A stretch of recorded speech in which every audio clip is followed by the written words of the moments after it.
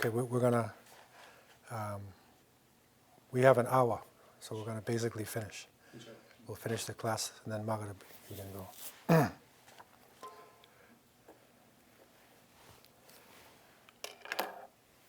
Bismillahir Rahmanir Rahim, Alhamdulillahi Rabbil Alameen, wa usalli wa usallam ala Sayyid al-Awwaleen wal Akhirin, Nabiyana Muhammadin, wa ala alihi wa sahbihi wa barak wa sallam. All praise are due to Allah, Lord of the worlds, and peace and blessings be constantly showered upon our beloved Prophet Muhammad, the master of the first and the last, and upon his companions, his family, and all those who call to his way and implement his sunnah to the day of judgment. As to what follows, Assalamu alaikum wa rahmatullahi wa barakatuh. Alhamdulillah, as we continue on in our understanding of Islamic revival, we have looked at the Muslim world and understood that there is great potential. There is great material wealth, there is great educational wealth, there is youth, there is strategic position, natural resources, but that flame that is inside, that runs the body, and that gives the dynamism that's needed to meet the challenges of the age, is a flittering little light that needs to be given power and strength. And that is tajdeed, that is revival, revitalization. This is the revival of the Ummah. And alhamdulillah, over the centuries, Allah subhanahu wa ta'ala has manifested this revival through individuals, through groups who bring the idea and implement it and then cause this major change through the mercy of Allah Azza wa Jal. Because Allah tells us, إِنَّ اللَّهَ لَا يُغَيِّرُ مَا بِقَوْمٍ حَتَّى يُغَيِّرُ مَا بِأَنفُسِهِمْ. Allah will not change the condition of a people until they change that which is in themselves. And that inside internal Muslim begins with the heart and the intentions right on the inside of the individual. It manifests itself in the character. And that naturally extends to interpersonal relationships. And these relationships that come out of the revival and the interaction is motivated by an attitudinal change. There is a change in the way you look at the world. Some would say a paradigm change even. And that is that your whole orientation shifts. And this is important because over the ages there has been forces of evil that have done everything to shift the orientation of the Ummah into something else. Whether we are shifted into tribal fighting, greed, murder of the innocent, men struggling against women, one race against another race, one linguistic group against another linguistic group. These are the ways we've been shifted off the path, off the straight path, which brings together the language groups, the racial groups, the rich and the poor, all in submission to Allah subhanahu wa ta'ala. This century that we are in, the 21st century of the Common Era, is a unique one as we move toward the day of resurrection. And within this society, people are multiplying in large numbers, but at the same time, because of the use of technology, in some countries people live longer, but in other countries where there's a lot of poverty, the age limit is still down. The bottom line in this century is that the majority of people are actually young people. This is an international phenomenon. 48% of the Earth's population is under 25 years old. And so the emphasis of control for controlling factors within society is focused upon not only the means of production and just the technology, but also focusing on the youth. And so after the military, it has been understood that the greatest budget, the greatest part of the budget in the United States and in much of the Western world is actually entertainment. So it's first military, but secondly it's entertainment. Because entertainment, recreation, this is the youth. And when you're able to control the movies and control the television programs and control the Facebook and the Instagram and the YouTube, when you control that, you are literally controlling the minds of the younger generation. And it's always a surprise to me, I'm just returning from Spain, but it's always a surprise when you walk down a street, and I'm walking down the street, I remember in Granada, and I looked ahead of me, about a block ahead, and there were a number of people, some of them sitting on the side, some of them walking, some of them standing, waiting for a bus, and about 2/3 of the people were actually looking down at a cell phone. I'm literally walking and only 1/3 of the people have their head up. The majority have their head down, looking in cyberspace at something else. And we know that what's coming out of the social media is a connection between solid information and a type of international culture where they will literally brainwash people through the media in order that they would become consumers. They would buy certain products, they would like certain styles, they would emphasize certain fashion. Literally, the pants now all over the world are very tight, skin tight. And what will happen inevitably, and Allah knows best, but you will see the fashion starting to get wider and wider and wider. And soon you will see again that they are wearing baggy, males especially, wearing baggy loose pants. And I can remember the time when the pants were very loose, and I said to my students that pretty soon you'll be wearing tighter pants, and they laughed at me. That's not possible. And then it started to get tighter and tighter and tighter, until now it literally is like it's painted on the leg. And so that is the control. And this issue, this area, is a very important area. And you could call it to a certain extent a type of peer pressure. There are corporations in back of it, but they use the peer pressure, the pressure of young people and fashions and new trends. This is the peer pressure. Young people face it in the schools. They face it in the street. They face it in sports. There was a time when men were playing basketball used to have very, very short pants. And then Michael Jordan came and started wearing long, looser pants. And suddenly everybody starts wearing long, looser pants. But then there are others who want to make it smaller. And so peer pressure is an amazing thing.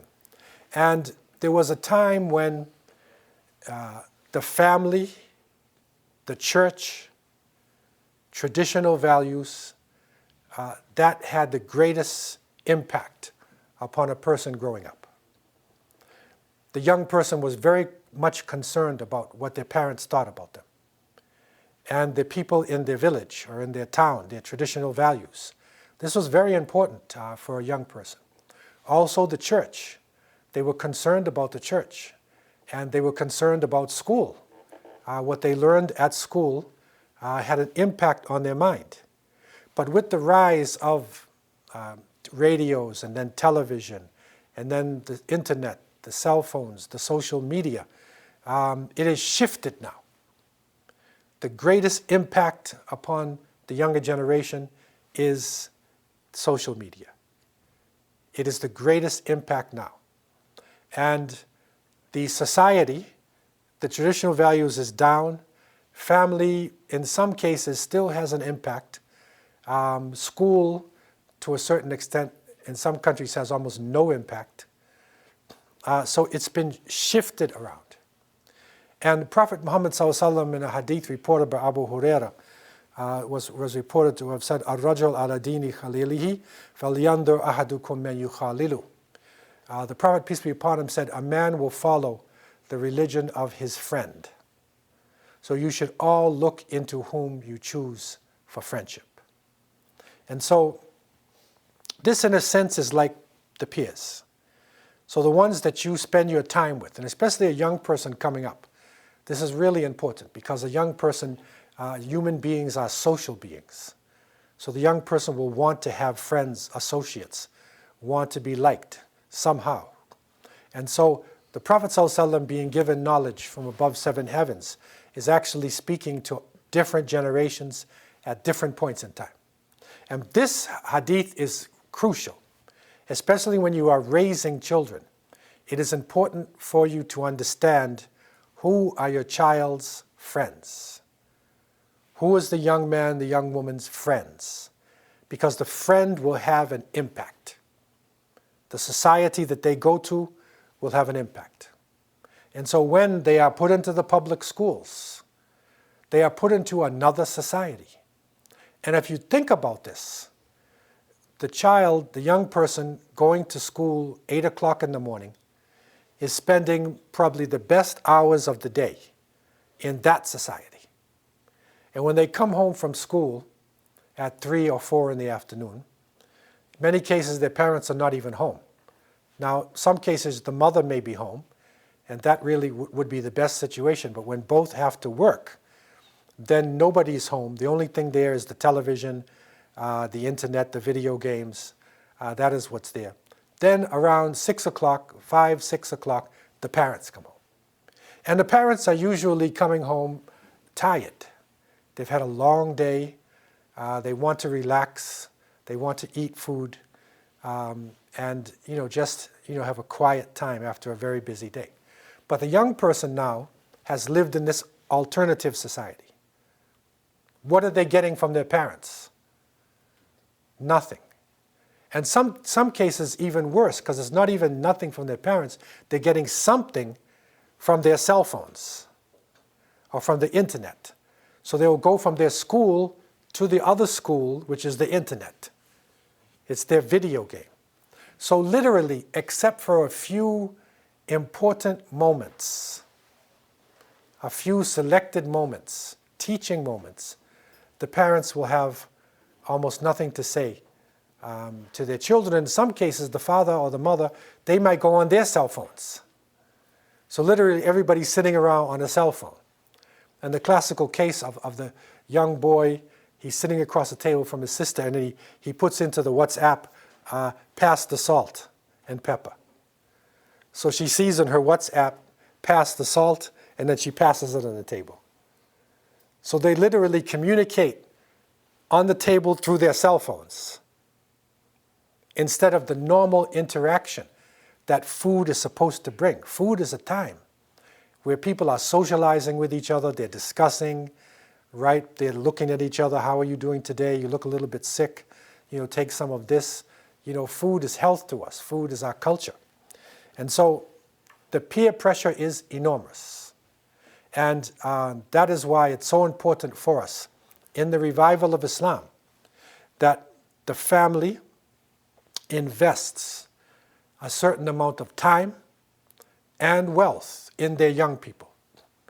That they will invest the time to go on vacations, weekends, even have some time in the evening, whatever it is, put it into your schedule, that you will spend some time with them, and especially quality time if you can spend alone. And that's why camping is a really good thing. Going on trips is a really good thing.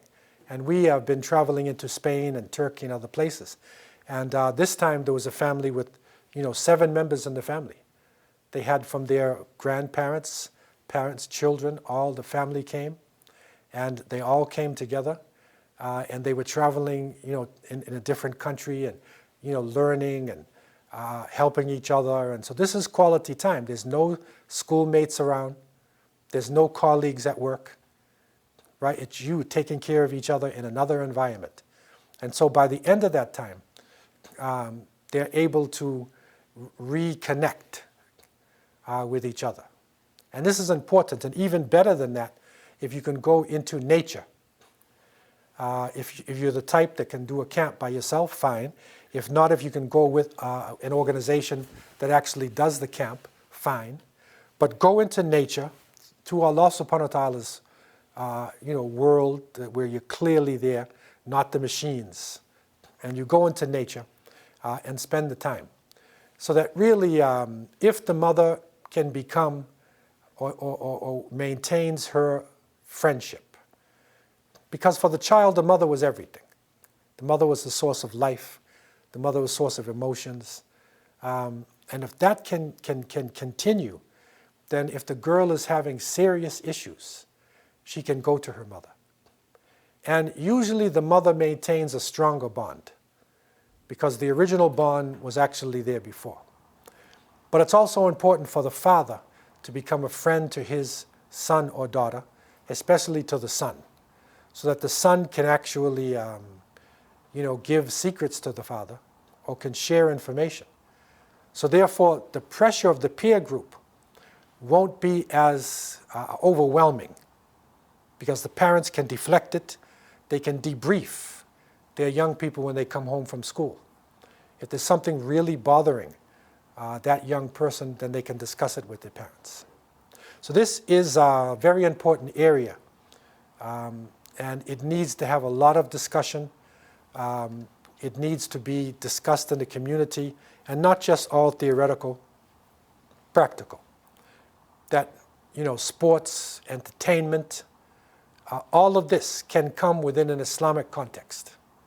And that is crucial for us at this point in time. And it is not just the so-called West, it's everywhere now. Because that is one of the great problems people in the Middle East and Africa and Asia are having, because many of the parents are still very traditional. And they follow what their parents and their grandparents have followed. But the young person's got another world that they're dealing with. And maybe the father or the mother don't even understand that world. They might even know what's on that video game or what's on that cell phone. And so it becomes like a struggle between generations. And this can be a dangerous thing. So the power of the peer pressure can be dealt with, through understanding the friendships that the young people have and trying to help them adjust to the dangers that are facing them. And then also to become a friend ourselves. I want to open up the floor if there's any immediate questions that anybody has. Floor is open for any questions.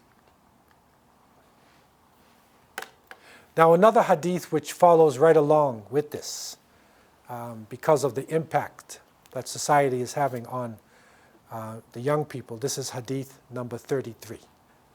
And again, this is an area that you will not find in many of the traditional 40 hadiths. You won't find it in many of the scholars talking about it, as an area. It's understood. There's a thing of intoxication, but it's sort of put to the side. It's haram, it's out. But it's not interwoven into our society. And intoxication in much of the world has become a way of life. Here in the Western world, we are in Canada, and they have made legal marijuana. So the smoking of marijuana, you can literally go into shops that are going to open up, like liquor stores, that'll be selling marijuana. And there are other forms of drugs. We know that one of the greatest killers in America, you could say America, Canada, even Europe to a certain extent, it is painkillers. It's these drugs that people are taking now to kill pain, which has actually caused addiction, overdose, and is one of the biggest killers now. And the drugs, intoxication in general, as we know, has been dealt with in stages. And so in the early stages of Islam, the drugs were looked upon, the khamar, intoxication. It was looked upon in the sense that, in khamar there is benefit and there is harm, but the harm is greater than the benefit. But it's still saying there's benefit inside of it. And then it reached the point where, because the Arabs in the time of Prophet Muhammad ﷺ, they were drinking types of wine which is made from grapes and from dates. And there's a type of beer that they're drinking. And, but generally it was a liquid form of a drug. Okay? And, but they would drink it socially.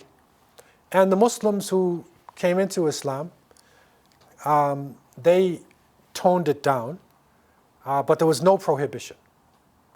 And then on one occasion it is reported that Ali ibn Abi Talib was praying with some of the other companions.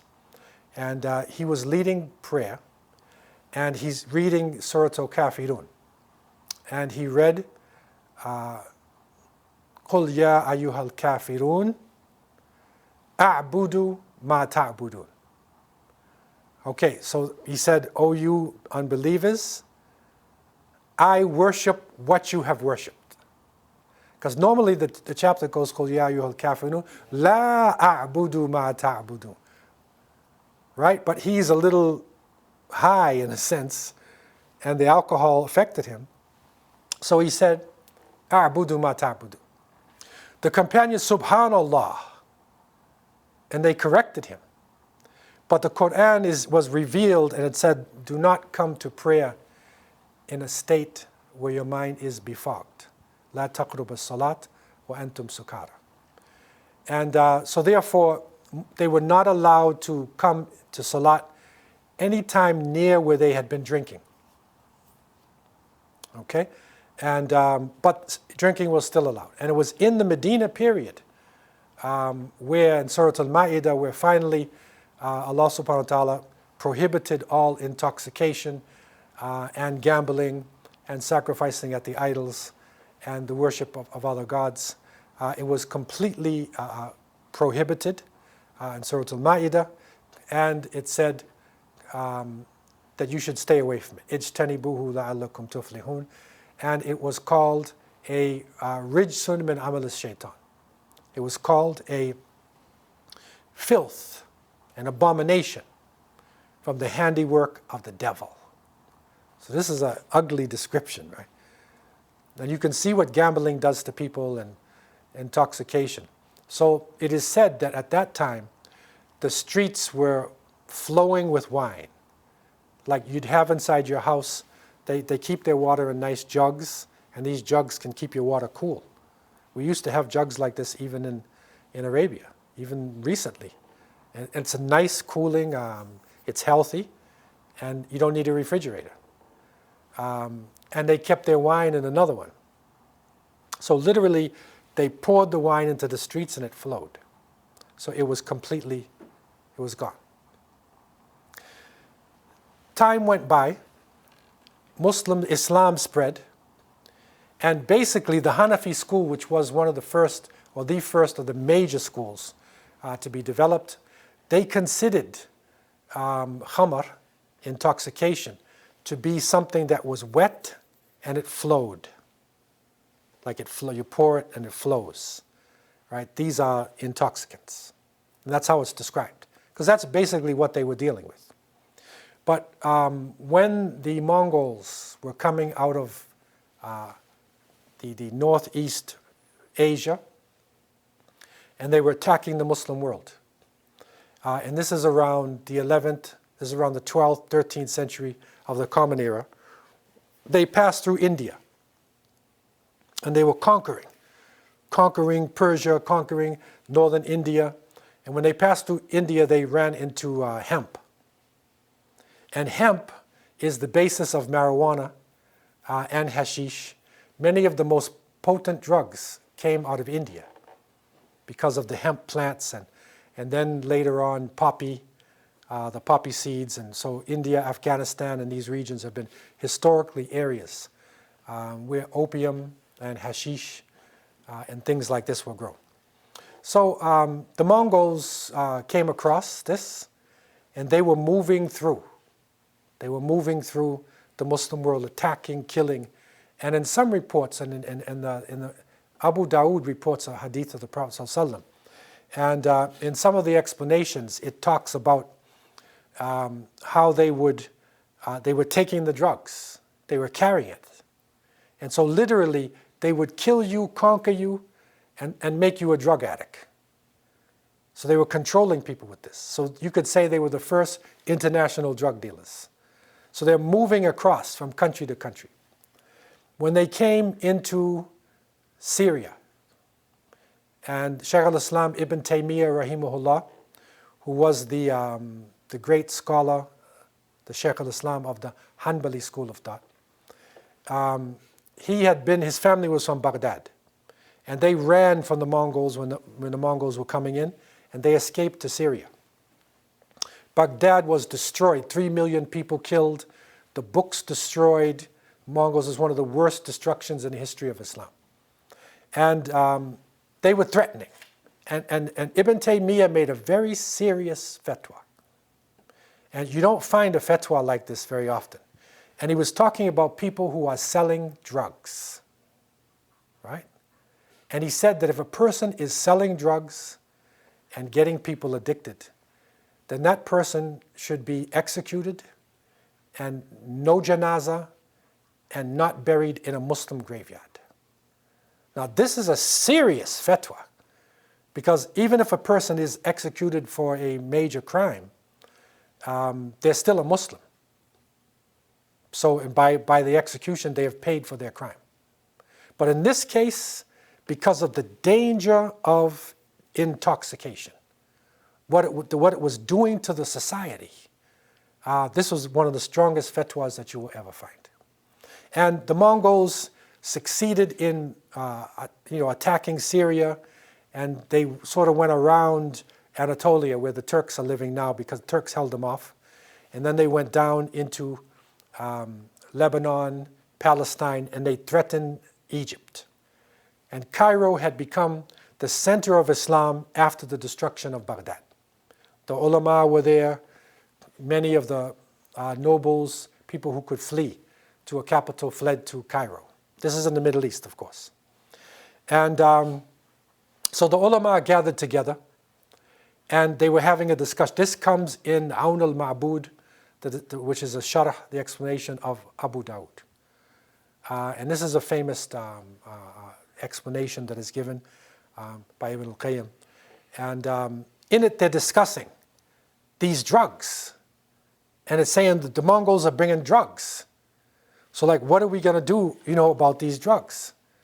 And the Hanafis, they said, well, technically speaking, it's not khamar, because it's sticky. Doesn't flow, right? So it doesn't meet their description. And this had everybody stumped, and then one of the scholars came in and brought a hadith of Salama. And this is the one that we have here, where she reported, Naha Rasulullah sallallahu an kulli muskirin wa muftir. Okay? That the Messenger of Allah sallallahu prohibited all intoxicants and narcotics. So this is different now, because muskir is what makes you drunk. That is sakran. When a person's drunk, the poison is in their nervous system. So a drunken person, you make them walk a straight line, they can't walk straight, because their nervous system is off, right? Whereas somebody who smoked marijuana could probably walk straight. Their mind may be somewhere else, but they're not affected, like that. So they're not sloppy drunk as a person gets from drinking wine and different types of alcohol. But the second one is called muftir. And muftir is narcotics. And it is described as the introduction of drunkenness, the muqaddamah. And that is what we would call, he's high. So we say the word high. It doesn't necessarily mean drunk. That person might have taken LSD, which is a psychedelic trip.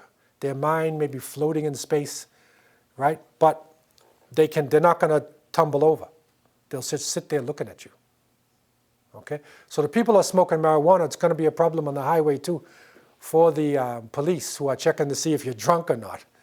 Because if you smoke marijuana, the breath test, they're going to have to come up with a new way to tell. But in any event, this here prohibited not only the beer and the wine, but it also prohibited narcotics. So under this marijuana, hashish, opium, all the different forms of drugs that would make you intoxicated are also prohibited. And it was agreed upon, by the scholars. And this is important for us because the drugs, especially from the 60s was the flower age.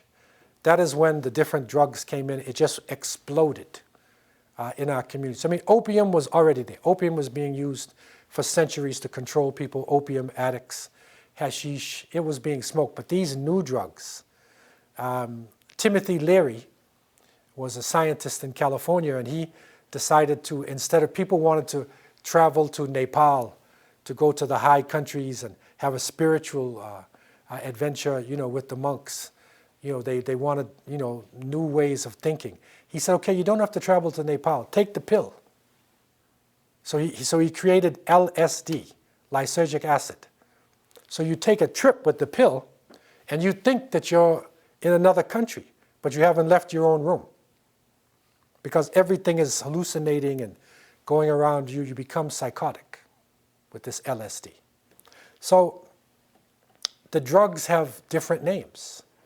And one that was a popular one a couple of years ago, ecstasy.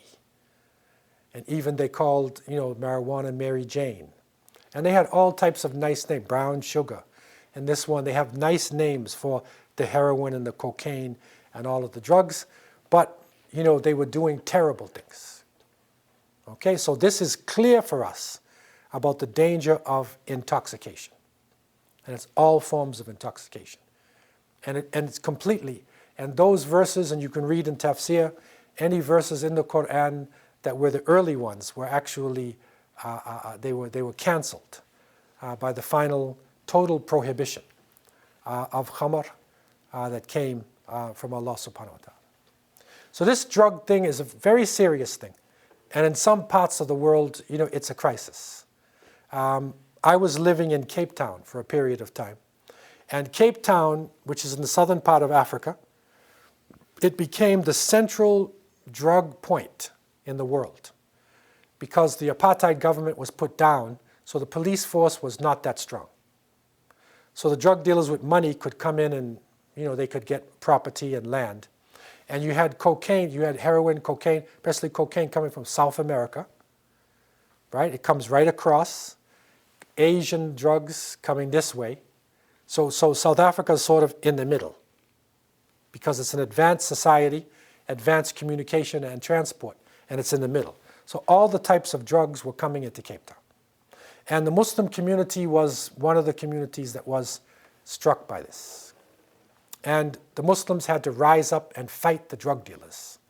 So there was literally a group called PAGID, People Against Gangsterism and Drugs, which literally fought drug dealers. Open drive-by shootings and stuff like that. It was the first time I ever came to a Jummah khutbah, and the imam had a bulletproof vest on the minbar. He had to wear a bulletproof vest when he came to the masjid and going on the minbar with a bulletproof vest. Because they're hitting the masjids, drive-by. Okay? And the community rose against it. And they were able to put down these drug dealers, get them out of the Muslim community. But it requires a lot of vigilance and total prohibition of the drugs. The one that was affecting Cape Town at the turn of, when I left, it was around 2009, was a drug called tick. And the tick is like speed. So you take it and it keeps you awake. Amphetamines, it keeps you awake and moving. And this tick was a cheap form of the methadone and the ones that is a little expensive. Just like cocaine was cheapened by what is called crack cocaine.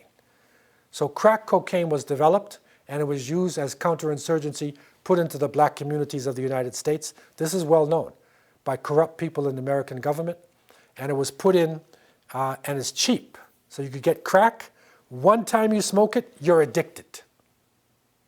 If you take cocaine once or twice, heroin once or twice, you're not necessarily addicted, right? But if you take crack once, you're addicted, man. You got to go through a whole physical process to stop. And you take it, it only lasts for 2 hours, 3 hours, and then you need some more. another 3 hours, then you need some more. So within 1 day period of time, you might have to smoke 6 or 7 times. And that money, right? So that causes prostitution, it causes crime, it causes all kinds of things.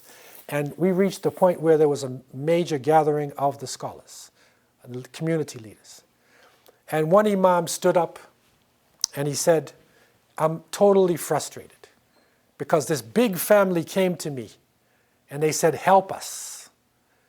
In the schools where the Muslims were, about 70% of the people were smoking, were taking tick. You smoke it. This family came in and the father said, help us, Imam. Granny is on tick.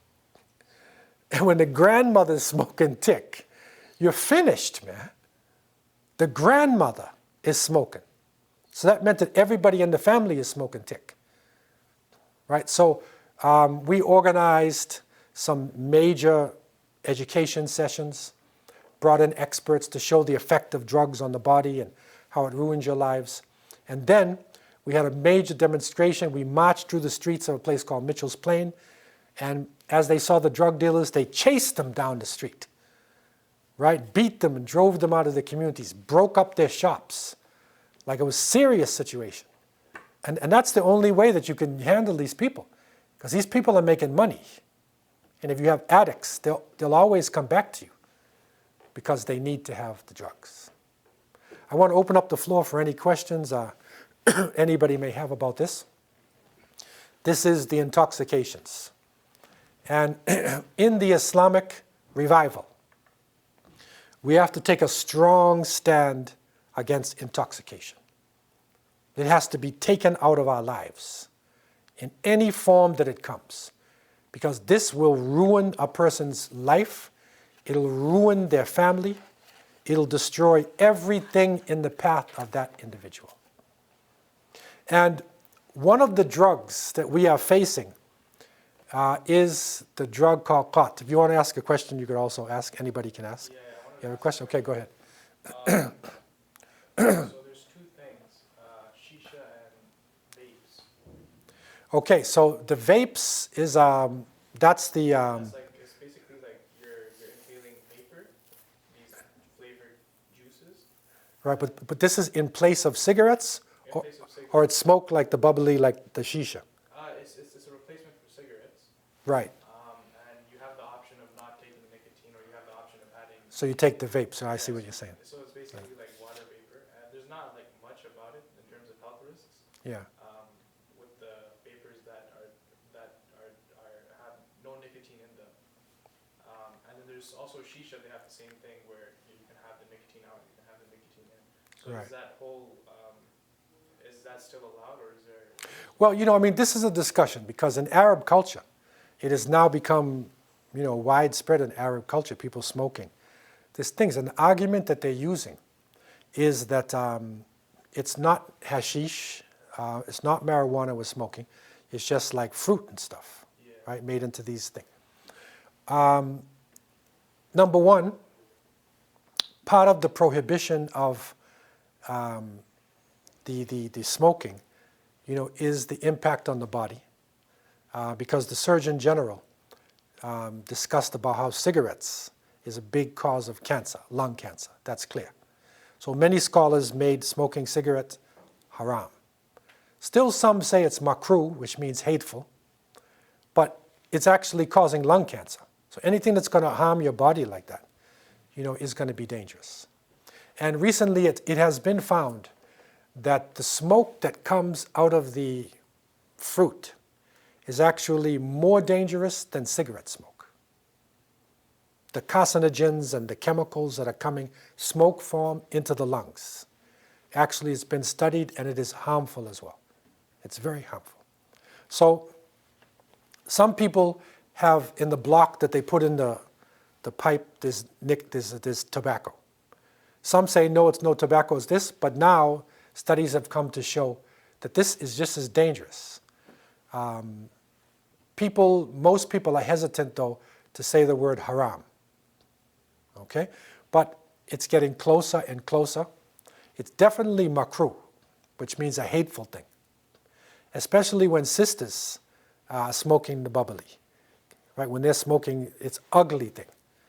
You see a woman in hijab smoking that thing, especially in public. I remember I went to a city called Patterson, New Jersey, and it has a very large Arab population there. One of the largest in America, outside of Detroit. And, when the Muslims first came, the masjids, the drug dealers left, crime went down, and then they started bringing in shisha clubs. And with the shisha clubs, people were spending time late at night sitting around smoking. Okay, and by sitting around smoking in these places, drug dealers started coming back, and crime started to come. And it especially got bad when Muslim women were smoking it. So at this point, we can say that it is makruh, hateful. I can't use the word haram because I'm not a mufti, but hateful. The other one, the vapors, is more, it's supposed to be like a medicinal cure for cigarette smoking. So if it's used in that sense, then it would be okay.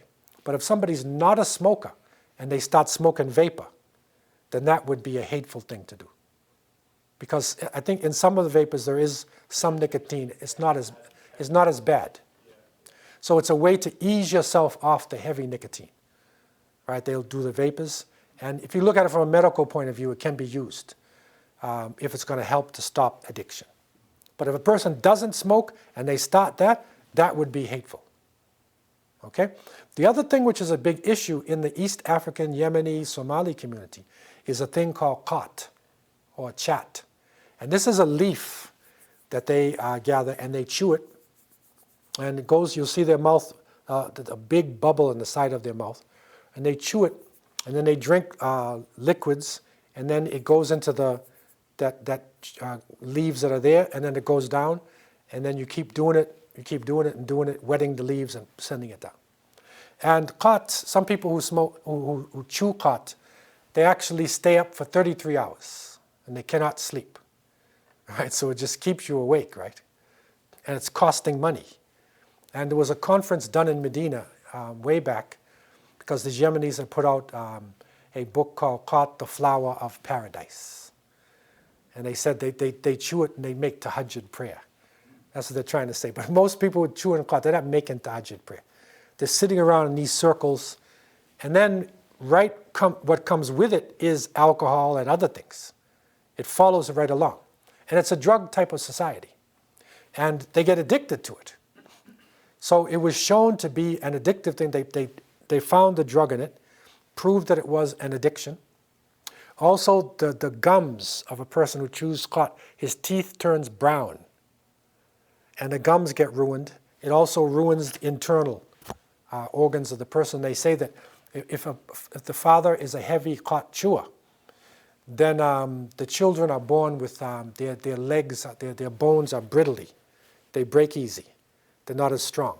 So it impacts the children born from qat. And we had to face this in our community, right here in Toronto, because when the Somali community came, the Canadian government didn't know what to do with it. The American government banned it. British allowed it for a period of time. I think it's banned now. But there was a point where Canadians didn't know what to do. So they came to my office. We had a social service agency.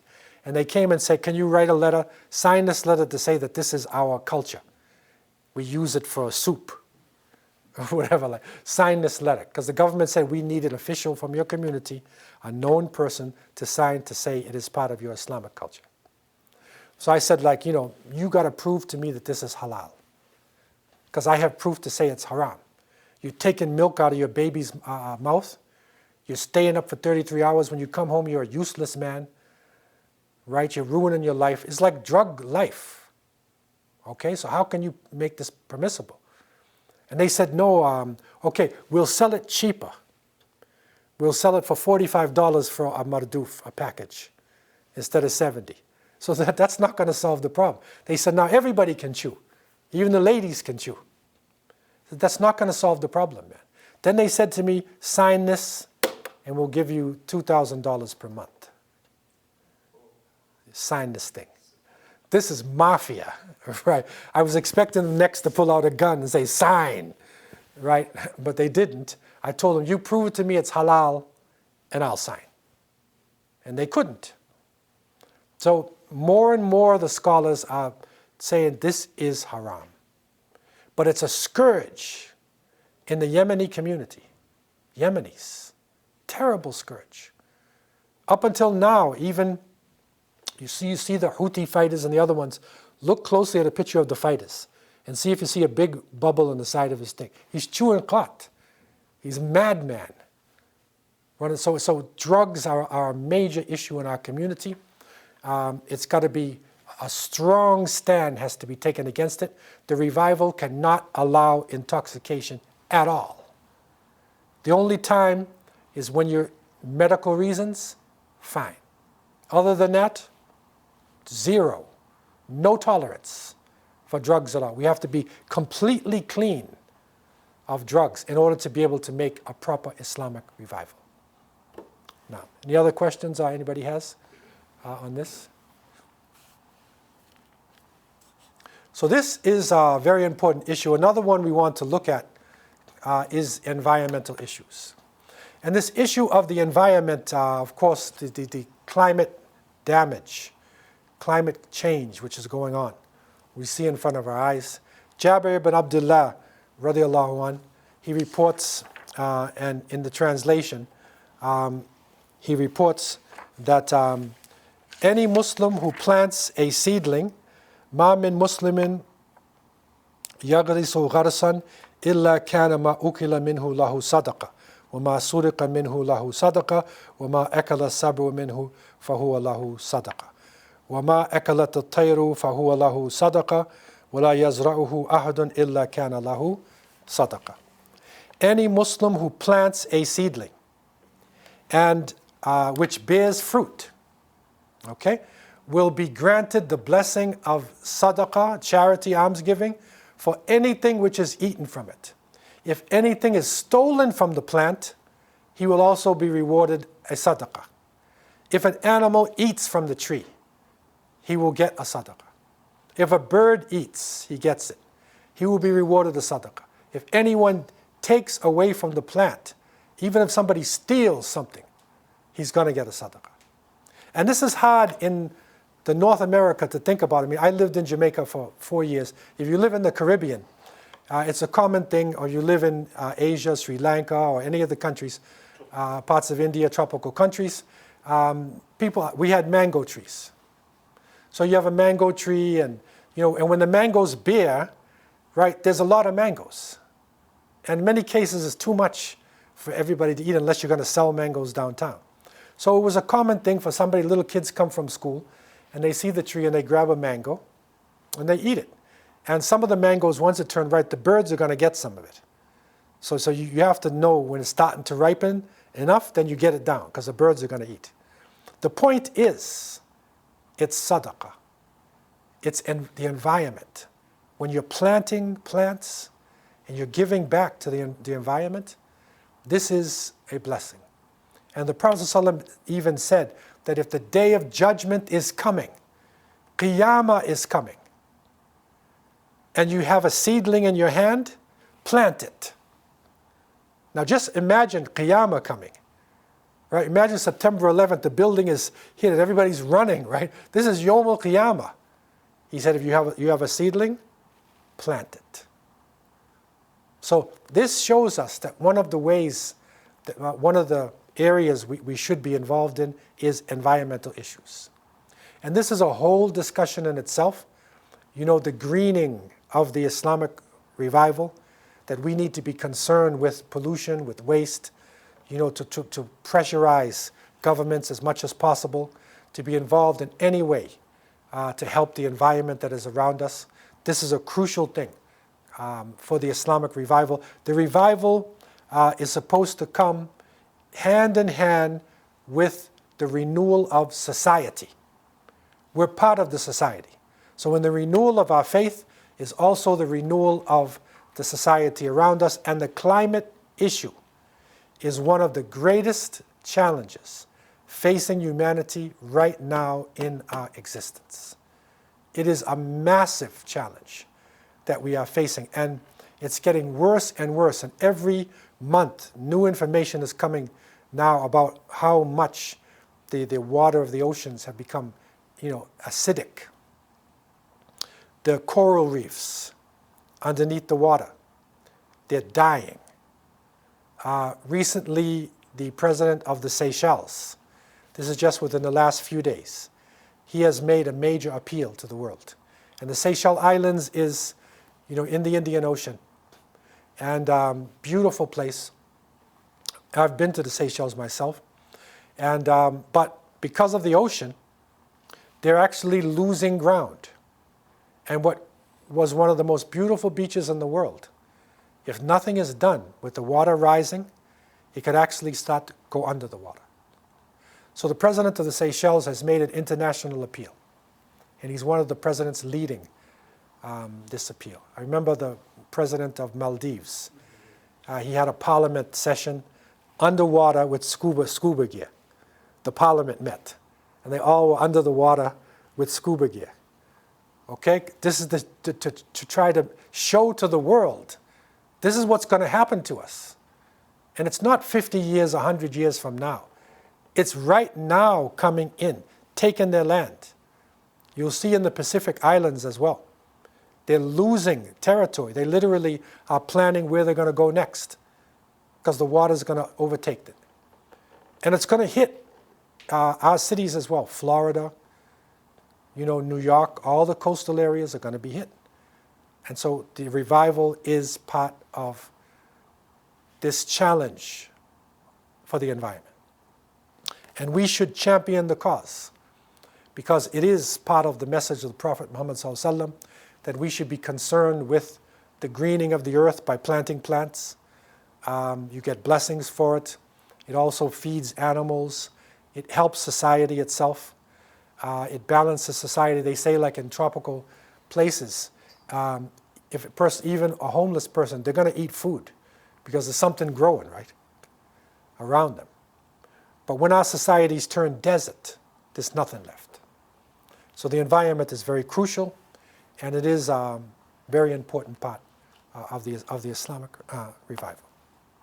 So I want to open up the floor finally for any questions anybody may have on this. This is environmental issues that we are facing, and it is part of the revival. And again, Muslims many times isolate themselves. We isolate ourselves away from the issues around us. But these are crucial issues which are going to impact our children and impact the future and impact the revival of Islam. So therefore, it is something that we need to consider. And that is, again, how, when it comes out of the individual, your interpersonal relationships, this is how the revival starts coming now. So now you're concerned about society, you're concerned about the economy, you're concerned about pollution. This is part of what we learned as al-amru bil ma'ruf wa nahi an al-munkar, calling to the good and forbidding evil. And this is something that many of the early writers did not necessarily put into their 40 hadiths. But this is now in the 40 hadiths, because this is part of our struggle. And it's unique to the 21st century, the level that climate change has gone to, and the role that Muslims should be playing within this great struggle to preserve the environment that has been given to us by Allah subhanahu wa ta'ala. Any final questions on this or any other general areas that people may have a question on? Because Floor I is open. just visited Spain.